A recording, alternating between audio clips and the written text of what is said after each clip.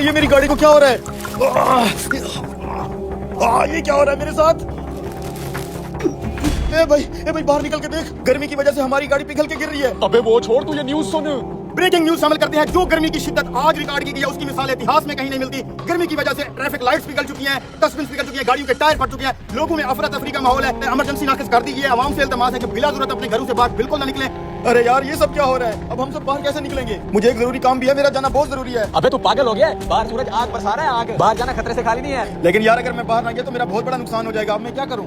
अच्छा 1 मिनट रुक, ये छाता लेके जा, इससे कुछ ना कुछ बचत हो जाएगी। और धूप से जरा बच के रहना।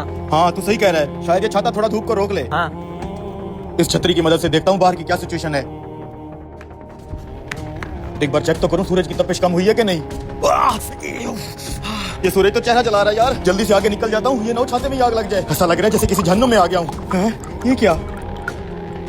ये बाहर क्या हो रहा है चाचा मजीद? जो सोलर प्लेट सूरज की हीट पे चलती है, जिसको जरूरत ही धूप की होती है, वो ये धूप की वजह से पिघल के जमीन पे कैसे गिर रही है? बेटा ये सब अल्लाह का कहर है। मैंने आज तक अपनी जिंदगी में पहले कभी इतनी गर्मी नहीं देखी। सूरज की तपिश से हर चीज जमीन पे पिघल के गिर रही है। अल्लाह खैर करेगा चाचा, लेकिन जरूर इस मसले का कोई हल तो होगा। आज अगर इस मसले का हल ना ढूंढा तो इस गर्मी से सब खत्म हो जाएगा। मसले का हल क्या ढूंढेगा बेटा? वो तो नहीं पता चाचा, लेकिन जरूर इस मसले का कोई हल तो मैं ढूंढ ही लूंगा। ऐसे हाथ पे हाथ रख के बैठने से कुछ नहीं होगा। मैं भी तेरे साथ चलता हूँ बेटा। आजो फिर चाचा।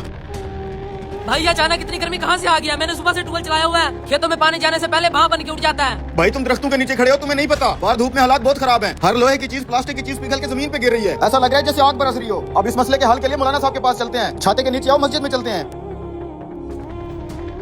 इमाम साहब बाहर के हालात तो आपने भी सुन और देख लिए होंगे, कहीं हम पर अल्लाह का अज़ाब तो नहीं आ रहा? इतनी गर्मी है कि हर चीज पिघल के गिर रही है। पूरे मुल्क में अफरा तफरी मची हुई है। इस शदीद गर्मी की वजह से लोग अपने घरों से बाहर नहीं निकल पा रहे, ना ही कोई कारोबार कर पा रहे हैं। अब आप ही इसका कोई हल बताएं। इंसान कितना खुदगर्ज है, सारी जिंदगी गफलत में गुजार देता है, थोड़ी सी सख्ती आने पे चलाने लगता है। हालांकि ये सब कुछ जो बाहर हो रहा है हम इंसानों को ही किया जा रहा है। वो कैसे मौलाना साहब?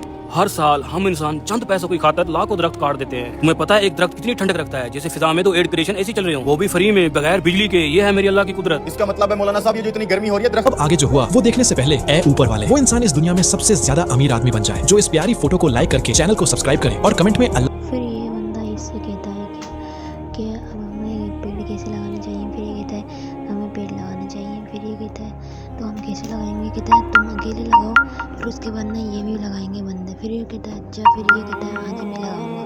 फिर उसके बाद ये कहता है आज ही लगाऊंगा। फिर इधर आ जाता है। इधर आने के बाद ये कहता है सब्सक्राइब लाजमी करके जाना, लाइक भी और सब्सक्राइब भी और शेयर भी वीडियो को करना और कमेंट में अल्लाह लिख के ज़रूर जाना और ऐसे ही पेड़ लगाना।